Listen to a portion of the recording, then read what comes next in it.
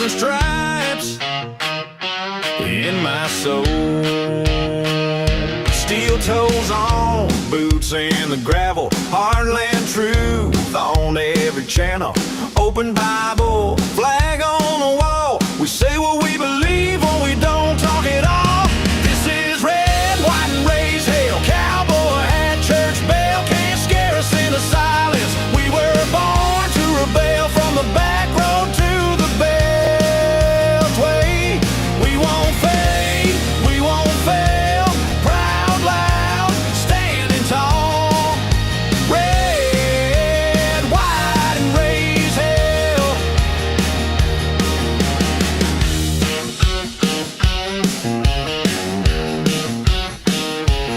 We back the badge, we guard the border. We love our guns and law and order. They try to shame every word we say, but we don't bow down, we just press play.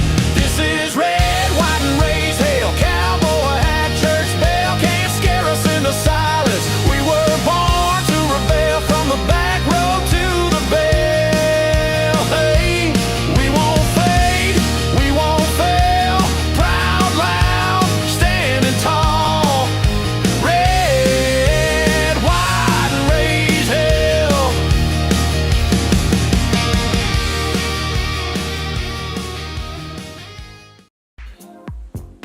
Alrighty then. Hey man, I gotta get that thing off the screen. Yeah.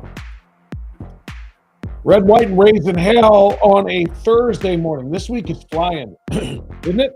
Anybody else? I don't know. Maybe it's just because the days all run together. It just seems like it's all one day now. I mean, that's the schedule I've been trying to keep. Fifth morning, second month, year of our Lord, 2026. Flip calendar, quote of the day. February 5th, chance favors the prepared mind. Who said that one? Louis Pasteur. That's all kind of cool. Good morning, everybody. Thanks for being in, especially if you are in the chat already, which I have not peeked at yet. Let's get our first peek at the morning chat room and see what we see. Wow, see a lot of activity. We just got started. I love when you guys all beat me in here. It's like beating down the door. You know what it is? It's like Black Friday. Back when people used to actually get up at 4 a.m. to get in line at 5 for the doorbuster deals. I don't think people do that anymore. I cannot remember the last time. Mike is really making me mad. I can't remember the last time my family, my wife or my daughter, wife and daughter, whatever, did the whole very early Black Friday thing, because everybody's just ordering all their stuff on Amazon now. But yeah, it's like the doorbusters thing. Everybody's waiting. As soon as they crack that door, they're like tearing it down and fighting and bullying to get inside and get their deals. So that's what I like to see. I like to see people waiting before I even turn on the live stream, and I see people at the door busting on the door to try to get in. That's kind of cool. So good morning, everybody. Good morning, Roz, who was in first and reminded everybody, yes, hit that thumbs up. Ding, ding, ding, like a bell. Sarah and Sharon and CAD and Jacqueline and Sally and Marty and Lisa and Macromia. Everybody waiting at the door. That's awesome. Hockey player Mike. Politically incorrect mechanic who wants me to get sued by Neil Diamond. I'll explain that later, maybe, if I think of it.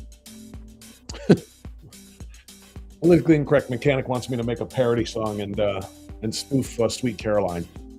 I could probably just tell you what he wants me to do, because I'm not going to do it. So I could probably just tell you what the idea was. I don't know if it would get me in trouble or not. It probably would. But anyway, I'll get back to that. Remind me later to get back to that. Who else do we have in the house today? I already said Sharon maybe, and Marty and Lisa, and I'm scrolling down here. Liberty Bell is in. Granny is in. Buckeye Therese. Hey, Janie. Good morning. Number one Rhino up in the hizzy. Mike. Good morning, Mike. Always love to see you. Donna coming by. I hope she is. That's fantastic. But good morning, everybody. So I just got called a wuss for not wanting to do it. I want to do it. I just don't want to get sued for doing it. You include gunshots in just about, a gunshot sound effect in just about any or every song parody. You're just asking for trouble. I don't think I could do that. And it wouldn't work unless I did what you said. Should I just tell the story real quick? Yeah, why not? Spoof Neil Diamond's Coming to America. Okay, that could be fun. That could be fun. I kind of forgot that song existed. I see Coming to America and I think Eddie Murphy. I forgot that Neil Diamond's Coming to America existed. That's a really good song. That's a really good song. I'd play it, but again, because we're doing a live stream, I don't have a license to it. I get sued. That's why we have the opening song that we play. I had to make it with AI and then buy the license to the AI song, which is cheap because it was made up by AI. Buying a license to play Neil Diamond or anybody else that I want to play on this show, I can't do. That's another story. But yeah, I would play that in a heartbeat. It's a good song. Charlie wanted me. That would be the politically incorrect mechanic, Charlie. Charlie wanted me to spoof because I don't even know if I can play my parody songs that I actually did. I wrote the lyrics to, and then either borrowed the actual background vocals, or not vocals, background instrumental music to the song, or had somebody else recreate it, which I've done. And I've made videos to them, all my own labor, all my own work, all my own creativity, all my own lyrics. But it's like YMCA. I redid YMCA, parody song of YMCA because it's Trump's favorite song. Except instead of the letters YMCA, I did GTFO, and I dedicated it to self-deportation. Get the blank out. That was the message. It's a really, really, really good song. The lyrics are really fun. The video I put together is really, I think, fun. I'm afraid to play it on this show because I don't know if I'm allowed. I don't want to get a strike by YouTube. I don't think Rumble would strike me because, again, there's something about fair use that it's like a video. If you're putting on a video of a TV show, for example, like let's say I'm doing a story that was covered by Newsmax, okay? And I play Newsmax and the interview and the reporting that Newsmax did on a story, let's say up in Minneapolis. I'm just giving you the lay of the land here. If I do a video and I want to share that because it was really, really good with people, I can only share a few seconds of it until I have to be commenting on it. I have to make it my own. I have to be commenting, critiquing, explaining or something, and then I can use other stuff. So when it comes to the GTFO song, and when it comes to, I did a parody of Cats in the Cradle, and it's called Hunters in the Basement. And it's my own lyrics, and it's my own, actually I had the music replayed and recreated by somebody. So I've made it my own, and I'm commenting on it through parody or through satire. And I did that with GTFO, and I did that with a handful of other ones. And I feel I saw something where, I'm pushing and promoting Rumble to be kind of the primary place for people to watch this podcast and to later on watch it. Watch the live stream now and later on watch it. But I am also putting some of these episodes on YouTube for at least a while. And then I cut the feed to YouTube to drive everybody over here if they want to continue watching the show. But from what I'm told, if I play any of those on YouTube, I'm going to get a strike. And the YouTube channel, despite not being my number one spot, the YouTube channel is growing faster than this channel is in terms of number of followers. I've got around, 2,500 followers here, and I got about 1.43 followers, which is 1,430. So I kind of don't want to abandon YouTube, and I just finally got monetized on YouTube, so I can actually get paid for some of the content that I put up there based on views. So I don't want to screw it up. That's the main reason I haven't played any of those on the air on this show. Maybe what I'll do is I'll cut the feed to YouTube and only play it on Rumble because I don't think I'll get in trouble on Rumble. But there's something about fair use that if you're using somebody else's reporting content material, but you are commenting or using it to illustrate a point or whatever, you have to be in every certain number of seconds or minutes or whatever it is, where you have to be saying something. I can't just replay somebody else's, coverage of the Minnesota shooting, for example, without getting in and having it become my own. I'm using it to make my own content or to critique it or whatever. So I'm guessing and I'm hoping and I'm feeling and whatever that maybe if if the music belongs to somebody else, but my lyrics and my video content that I put over it is there, that maybe I'll be okay. Any lawyers? Roz says contact Joe Pags. He does them all the time on TikTok. TikTok is different though, I think.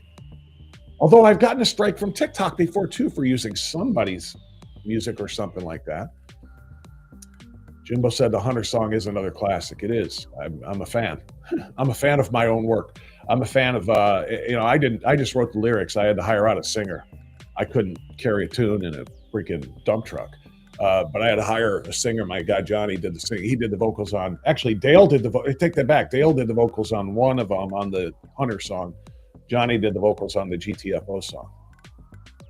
I kind of want to play these now because we're having fun with this. I got MEHEK Cooke coming up in about an hour. I'm going to talk to her at about 8 o'clock, a little less than an hour now, about 45 minutes. MEHEK Cooke, attorney, Republican strategist, right here in Ohio and Columbus. She's just doing a lot of the reporting on the fraud down in Columbus. We're going to talk to her about what's going on with that. We're going to talk to her about the Haitians and about the judge. And I say going to talk to because I'm used to forward promoting, but I actually talked to her about all these last night. I interviewed her last night, so I'm going to play that for you at 8 o'clock. It was a really, really good chat about the judge that said you have to keep the Haitians here, and we're going to talk about the fraud and everything else. But if you look at the, I'm going to get a little more serious on you now. Oh, I never did tell you what Charlie was saying. I'm sorry. So this is what happens when you have ADHD. The ADD kicks in, the ADHD, the hyperactivity kicks in, and you just kind of forget where you're going, what you're doing. Charlie, the politically incorrect mechanic, he wanted me to do, and that's what brought this whole subject up here. Charlie wanted me to do, I'll kill the music. Charlie wanted me to do a parody of Neil Diamond, of Sweet Caroline. And instead of Sweet Caroline, I see that's how bad a singer I am. I won't even emphasize that. But the chorus, he wanted to be, what was it? Bad Ways to Die? What did he tell me? This is the kind of stuff I wake up to. I wake up to seeing Lamont, which is Charlie, with this. Use your magic to make, and no, I don't AI these. I write these myself. But use your magic to make a parody of Sweet Caroline, and it's, Dumb Ways to Die.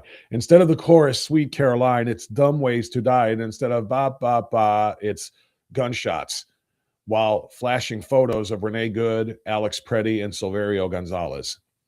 Dumb way to die, pop, pop, pop. It's funny, but A, it's probably too soon, and B, I'd probably get in trouble with Neil Diamond's people, would be my guess. That's the only reason I'm not doing it. And I would play Coming to America too if I wouldn't get in trouble for that too. And that brings me back to the subject of my parodies. I'm going to keep the YouTube feed on for another 14 minutes. At 7:30, I'm going to cut the YouTube feed because, like I said, I want people who may be stumbling across it over there, because we've got a bigger number of people starting to follow over there than over here for whatever reason. But I want them to migrate over here to get into the chat with us on Rumble. So I'm going to cut the feed at about 7:30. In fact, I better ADD, did I mention the ADD part of ADHD? Yeah, I will forget. Hey, Siri, set a timer for 15 minutes. Hey, turn on. Hey, Siri, set a timer for 15 minutes, I said. There we go. So in 15 minutes, I'll cut the feed there. And then I'll only be on Rumble and Facebook. And then maybe I could play my parodies, which I guess I can because they're loaded up on Facebook. So I can get you a couple of those. They're fun. We'll see if I can make that happen. But I want to be much more serious right now about this topic, which is why I killed the music.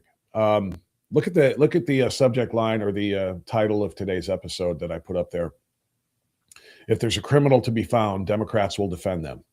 Democrats love them some criminals. Democrats love them some crime, and they love them some criminals. I just have no other way to say it.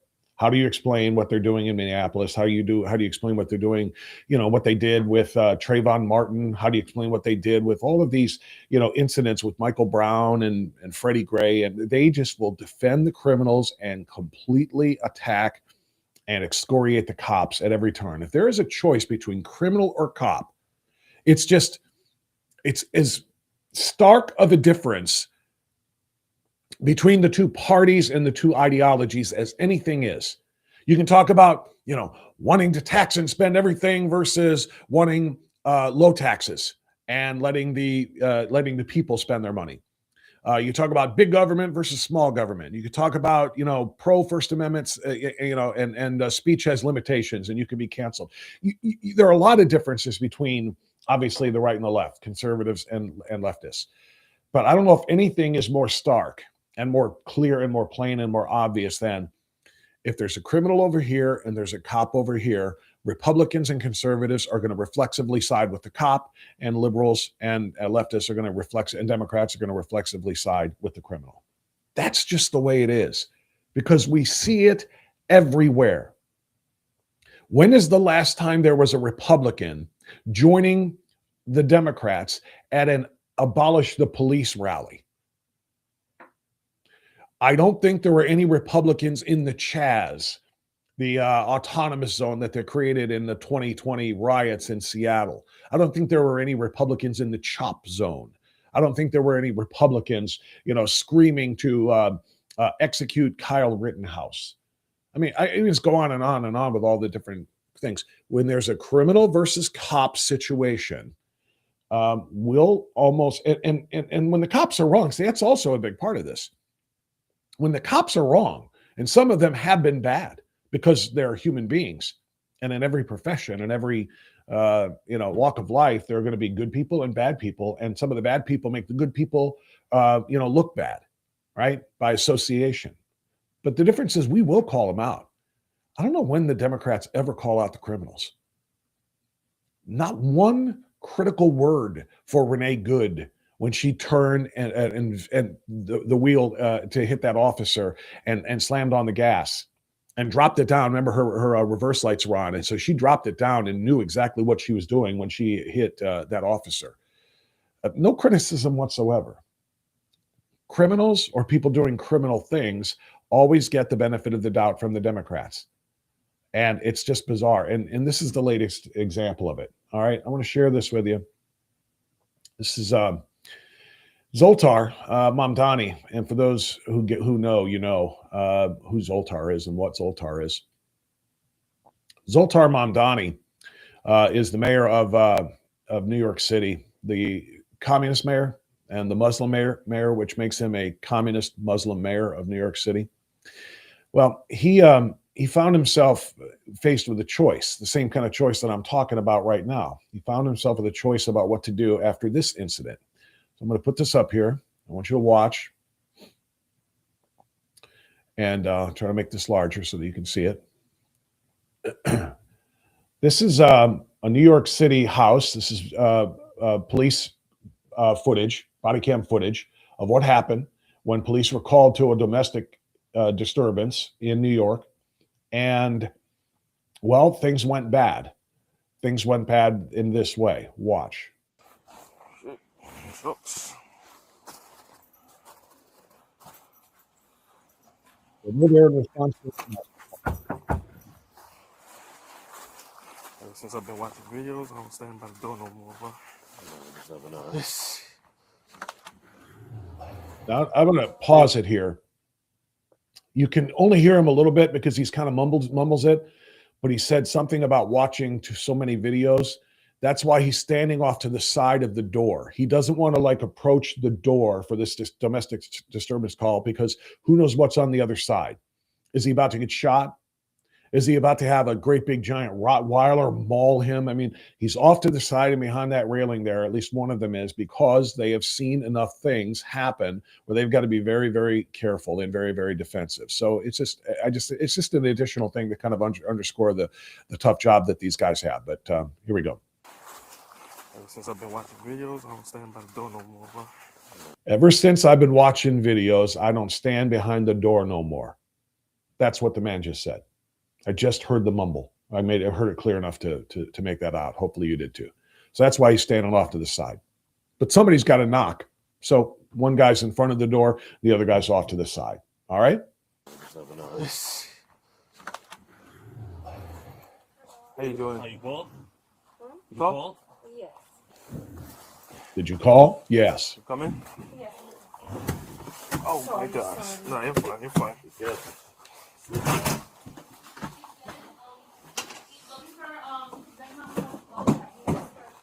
Baba, no! Hey! Put the knife down! Put the knife down! Put the knife down! Put the knife down!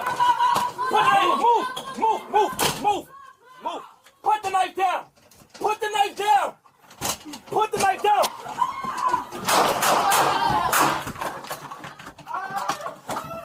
Put the knife down! Drop the knife! Drop the knife! Drop the knife! Shots fired! Shots fired! Okay? Are we all understanding and on the same page about what we just saw? If it needs to be explained a little bit, let me do that. All right? They're on a domestic call. Could they be more courteous? No, they could not. They're stomping their feet to get the snow off of their feet before they take a step in the house out of respect for the owner of the house and for the woman who made the call. Okay? So they go inside, they're stomping their feet, and they know that they're there for a domestic disturbance, which means potentially violent situation. So they're ready, but they're being very polite to the woman. She's being polite back to them. And then here comes presumably the husband or boyfriend who is the reason why the call was made in the first place. And what does he do? He comes out of the kitchen brandishing that great big giant butcher knife. All right. How did the cops handle it? As professionally and respectfully as humanly possible, ordering him to put the knife down. I feel like I'm doing an episode of Cops Under Fire right now. And if you're not watching Cops Under Fire on the True Blue streaming channel or on YouTube on the True Blue channel there, you should be. Cops Under Fire, we cover situations exactly like this. I host, Steve Loomis analyzes, and we break them down. And there's my oh no, that's not my 7:30. That's a different alarm. Anyway, but anyway, we cover these kinds of shootings in these scenarios. So here we go. We've got we've got a criminal charging out of the kitchen with a knife after the domestic disturbance call. They are pointing their guns at him and demanding, put down the knife, drop the knife, drop the knife, drop the knife. They try everything they can to avoid having to shoot this man, including closing the door to protect themselves. Okay, to protect themselves and to stop him from being able to get at them with that knife. If he gets any closer, they're going to have to shoot him. You know what? They don't want to shoot him. Cops don't like shooting people. No cop gets up in the morning and says, all right, putting on a uniform, going to go out and get me a shot today. Got to go ahead and plug somebody. Nobody does that. They don't want to have to shoot this guy. They're doing everything they can. But still, he manages to get closer to them with the knife, and then inevitably what happens. Watch the rest of You're it. fine. You're fine. Yes.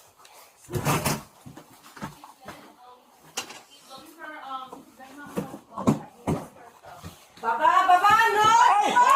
Put the knife down! Put the knife down! Put the knife down! I'm going to tell you something. I'm going to give you a little bit of an insider's tip right now. If those cops shoot this guy right now, in this exact moment, it's absolutely 100% justified use of lethal force. Because again, in hosting Cops Under Fire, I've talked to Steve and learned so much about, well, the rules and the protocols and so forth. Not only do they have a duty to protect themselves, if necessary, with lethal force, but also civilians, bystanders, okay? They can use lethal force if that individual might harm somebody else with their lethal weapon. Look at the size of that knife. You can see it on the freeze frame that I just did. The woman that he's in there with is the one who called the police for a domestic disturbance, which means he's violent to her. That guy could just as easily turn around and stab her. She's trying to restrain him to stop him from getting at the cops with that knife. So as she tries to restrain him, he could very easily turn around and stab her. And knowing that, they could plug him right now. They could air him out, and it would be perfectly justified for defense of another, not just for a defense of themselves. But then they, of course, do have to defend themselves because Put the knife down! Put the knife, move! Put the knife down! Put the knife down! Put the knife down!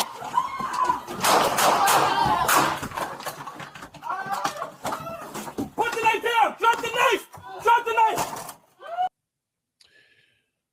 so they close the door to try to create some safety and a barrier between them so they don't have to shoot this guy. He forces the door open again with the knife in hand and forces them to shoot him. So that's the story. Now, where it takes an interesting turn and why I gave this episode the title I did, which is if there's a criminal to be found, Democrats will indeed defend them. The mayor of New York City, the communist and Muslim mayor of New York City, Zoltar Mamdani, and yes, I know his name is Zoran. Don't lose your crap over that. But Zoltar Mamdani makes a call to visit the individual involved here. Did he make the decision to go and visit? Make the decision to go and visit the police officer in this case, because they did such a heroic job of protecting not only themselves, but also the woman who made the domestic disturbance call. And also because, quite frankly, it's a traumatic thing. Like I said, cops don't like to shoot people ever. Sometimes they have to. Sometimes they have to defend themselves. Sometimes they have to defend others in such ways. And that's just the nature of the beast. That's the reality of it. So Zoltar Mamdani said, I'm going to go and visit whom? Not the cop, or the cops who had to do this. I'm going to go and visit the guy who tried to stab them. I'm going to go and visit the criminal, because this is what Democrats do. There's a cop versus criminal situation. I'm siding with the criminal. That's the Democrat way. There's no getting around it. I want you to watch this. This is a replay of some of what we just saw a moment ago on the bottom of the screen. And on the top of the screen is the communist Muslim mayor of New York City, Zoltar Mamdani. Watch. And as you said, I spoke with the Chakraborty family and I visited Chavez in the hospital. And there is no family should have to endure this kind of pain. Baba, no! Hey, put the knife down! Put the knife down! Put the knife down! Put the knife down! Put the knife, move! Put the knife down! Put the knife down! Put the knife down! And as you said, I spoke with the Chakraborty family and I visited Chavez in the hospital. And there is no family should have to endure this kind of pain. The mayor of New York City went and visited the criminal, the would-be cop killer. Let me say that again. He's not just a domestic abuser. He's not just a criminal. He's both of those things. He is a wannabe cop killer, a would-be cop killer. He wasn't charging at them with a knife, that big, giant butcher knife. He wasn't charging it with them so that he could cut a steak for them. He wasn't bringing that knife to help them jimmy open a lock. He brought the knife there up like this because he was trying to kill them. So cop, would-be cop killer. Cop defends self. Mayor visits would-be cop killer. And then makes a statement like, no family should ever have to endure this pain. What kind of pain you think that the cop's family might have been in had they not shot this guy? What kind of pain might they be going through? What kind of trauma might they be suffering? There's the reminder at 7:32 now. So I'm going to cut the feed to YouTube right now. If you're watching on YouTube, love you, thank you, but I want to get people in Rumble. That's where we have to bring we've got to bring the numbers up, and we got to be able to grow the channel that way. So thank you to everybody who is watching on YouTube right now, but please follow over to Strictly Speaking Unfiltered with Bob Frantz on the Rumble channel. Okay. because right now I am going to drop the YouTube feed so that we can kind of centralize the audience. So come on over there. And then, by the way, when I do that, I can play some parody songs too. So we're switching over to Rumble on YouTube in 3, 2,